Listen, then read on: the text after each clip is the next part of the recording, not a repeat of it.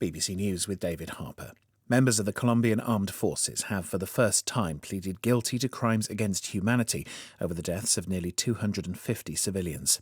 21 soldiers told a special peace and reconciliation tribunal that they falsely identified the victims 15 years ago as members of the FARC rebel group.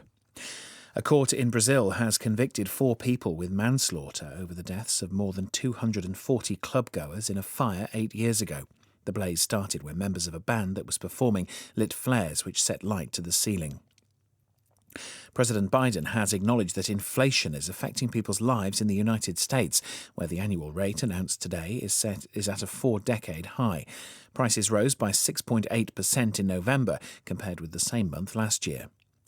The United States has placed financial sanctions on a Chinese software company and 2 political leaders in the Xinjiang region over the persecution of the Uyghurs and other Muslims.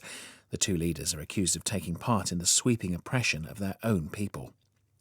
Prosecutors at the sex abuse trial of Ghislaine Maxwell in New York have rested their case after a 4th woman testified that the British socialite groomed her for sexual activity with the convicted paedophile Jeffrey Epstein.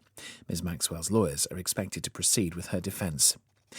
The parliament in the majority ethnic Serb part of Bosnia has passed a motion calling for the withdrawal of the region, the Republika Srpska, from a number of national institutions.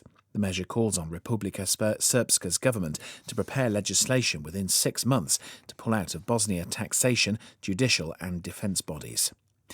The American singer and guitarist Michael Nesmith from the 60s pop group The Monkees has died aged 78. Nesmith from Texas penned songs like Mary Mary, Circle Sky, Listen to the Band and The Girl I Knew Somewhere.